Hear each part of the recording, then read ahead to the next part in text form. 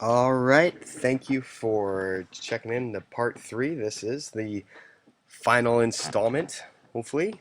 My goal is to keep these under 10-ish minutes, 10 minutes. Last one was epic fail. I went 14.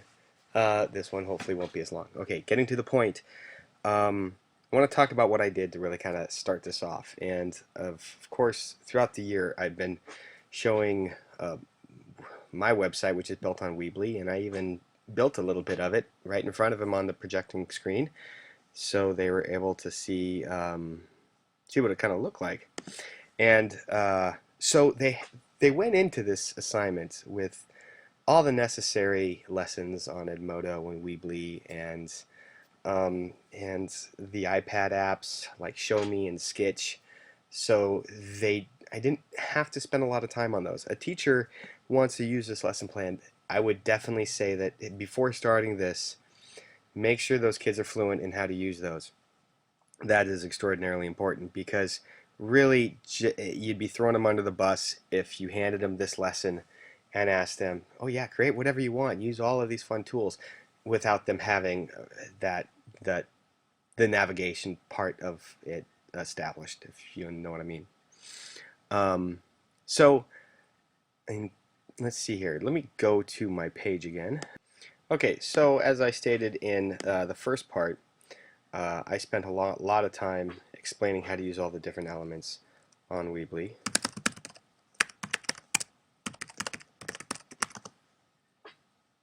Oh, oops. Okay, so the way I kind of took this is I really wanted to look at the website as a thinking map. And I kind of even had them make some thinking maps before we started this. So the students, and I sent them home. I should have taken a picture, but let me quickly show you the thinking map that I'm discussing. It's called a tree map. Okay, um, using my smartboard and this wonderful template that I found online, using the Notebook Exchange page. Um, I was able to describe a uh, a, uh, a thinking map, and this one specifically worked perfectly because this is kind of what the website was going to look like. You have your website is called Alaska Regions, and then you have your categories. Down here, you have your different regions. Okay, and then under that you have here are your regions. And then down here you have your people and geographical features and all your subcategories. So before the students really touched Weebly or any type of computers, I had them map it out. Very basic because I wanted them to kind of not be stuck on just this thinking map that they designed. It's like, oh, I only added this, so I can only add this on my web page. As as we learn more about adding new and different elements, we had little mini lessons involved in building these websites, and so the ideas and the creativity grew. But this at least established a basic layout for the website, so they had an idea where their objectives were going to land. They had to have these regions. These are only three. There was actually five. And then under each page, they have at least two subcategories right here and here, people and geographical features, and two facts underneath them. So this is a very basic description. If I was thinking, I would have actually taken a few snapshots of what they did because they were fantastic.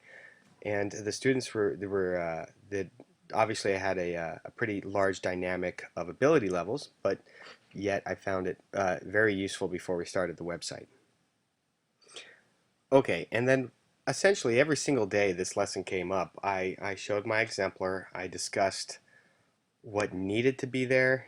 Oh, let me click on interior, that's my best page. I really only used interior because each layout for each page is going to be the same.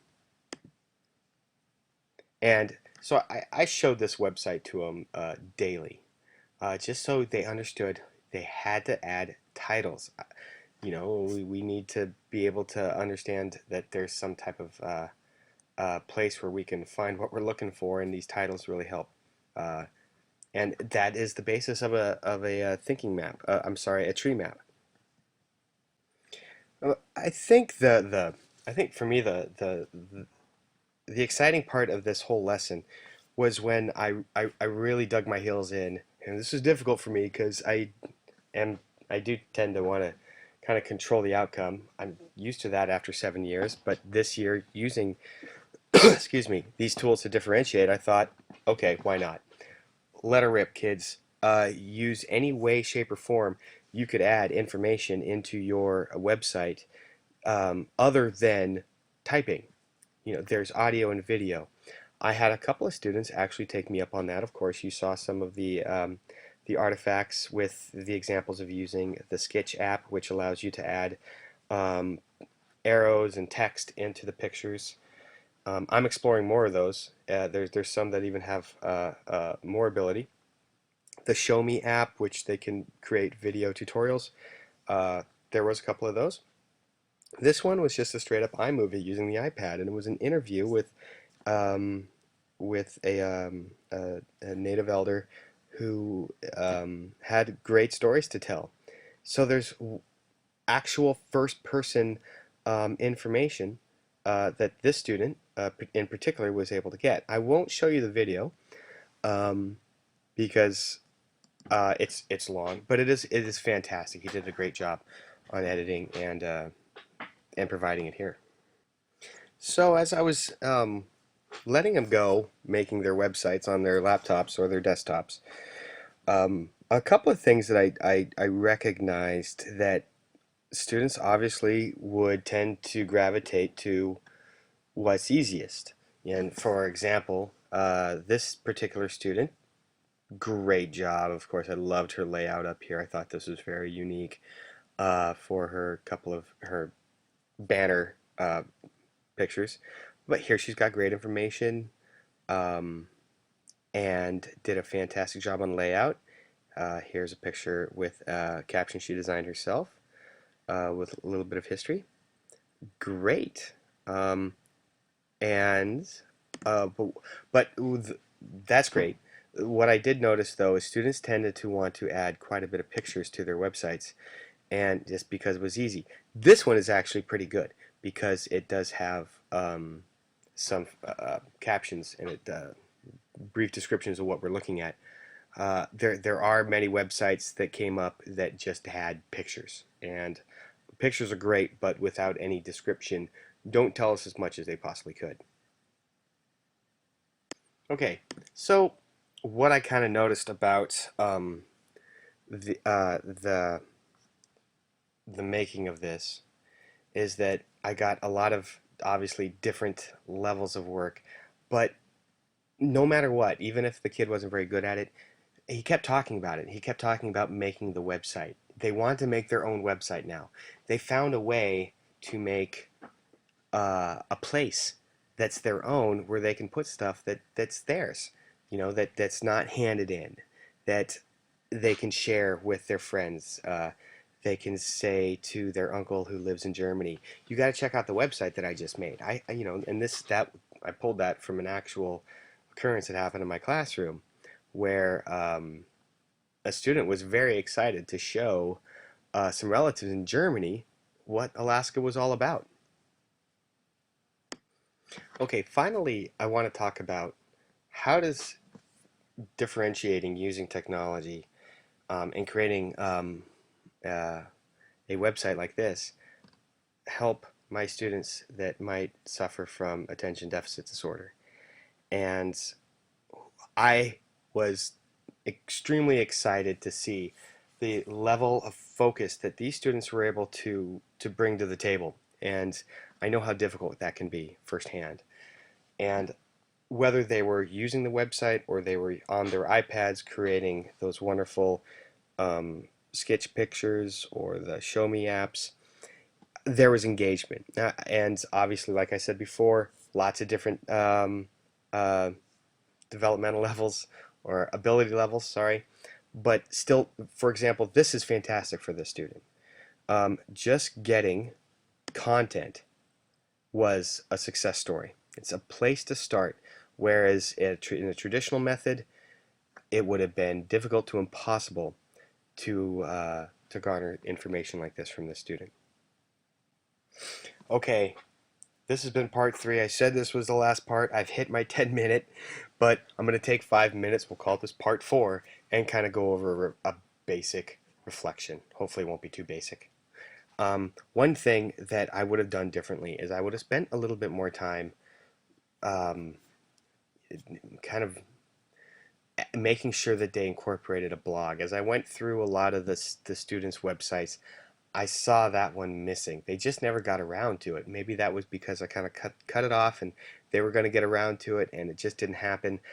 I didn't put enough emphasis on it, and it can be an integral part of the assessment process.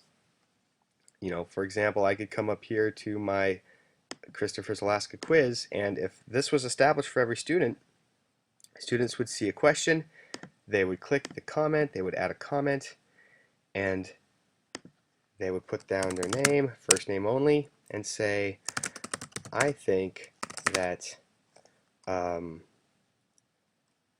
Fairbanks is the second largest city. Of course, that would be the answer to what major towns or cities do most of the people live in interior Alaska. So that way, students are responding. You can get multiple questions. They can kind of compare their, multiple answers. They can compare their answers, and they can kind of coach it along as well. So that's something that I feel that could be more established the next time I teach this. And two, I would use Edmodo a lot more. I think I did a lot of one-on-one with the students and just going through the old traditional motions of going to student, calling them up and having them show me their website. You know, we'll pop on here. Okay, let's take a look at this. Okay, so not bad. You've got some good stuff here, and you've even included a sketch. Excellent. Have you thought about adding a podcast? You know, kind of working it that way, checking to make sure that it's publishable. In other words, it's been drafted and all the grammatical errors been checked. Assessing that way, I did. I felt pretty comfortable with that. But actually, you know, using the Edmodo here and creating polls that would have been an excellent thing to do here. I could have created a quiz. Um, you know, maybe they could put their URL right here. You know, no problem. This way, students can check. Obviously, that's not what it would look like, but so they could share. So this would have been a wonderful thing to incorporate. I didn't really incorporate it this time, and that's why I'm having a difficult time kind of showing any visualizations of my assessments. All I really had to go by was, well, how are we doing on our website today? That was very informal, and I would definitely, as a teacher and as a parent, as a parent and as a student, I would have appreciated some more concrete assessment methods. I think Edmodo is a wonderful way. You get that quick feedback, you get quick grading, and it's effective. And the students have proven to me that they've kind of bought into this. They like it. Okay, and I would also have changed another thing as far as my instruction goes. I kind of, you know, explained that, hey, your website needs all of these. It needs this, it needs the titles, it needs maybe a, you know, a picture. You can use pictures and add those facts in any way you want. But right from the start, I would have showed them what I had for my exemplar, but also the whole we do part, because I use the I do, we do, you do, especially in language arts and in certain things like this. I reverse it for math, but that's an entirely different thing. I would have actually had them build their titles together. We would have gone through, you know, clicked and dragged a title down here. Where is it? There we go. You know, and so, okay, students, grab your title, drag it down, and type in people. So they had their tree map built already. And that way they just had to go in and add the information. I think they had to kind of go back and add this, and that was a little bit confusing for them. So I think we would have built the basic elements to the tree map first, and then gone in and added the content later. Okay, okay, sorry, excuse me. That concludes part four, the reflection. I do want to add one major prediction, I guess, or a, um, a trend that I like to see these websites go in. And I can kind of see a day where a student can build their website and put everything on it. I mean, why not? You can write, you can add photos, you can take photos, add photos, you can do interviews, you can get first-hand accounts. I don't think there's any means of showing information that I can't put on this website. So I can imagine a student building this website in third grade and, pretty much hitting done in their senior year of high school. I mean, it's limitless, the type of the links they could put on here to other wonderful things like presentations. Um, they can keep they can keep links to their Widgeo accounts possibly. They can add their own links to Edmodo, so it's a home base to where they go to. Um, so I'm excited to to use the website building application called Weebly for the first time with students. It was fantastic, and I can't even imagine right now all the different applications I can use this for all sorts of subjects. So I was really excited. I thought the students really bought into it. I thought it was a memorable lesson where students are going to remember this. It's a wonderful method to differentiate for those different learning styles. And I mean, it's also adaptive to students who possibly maybe can't write now that they can talk.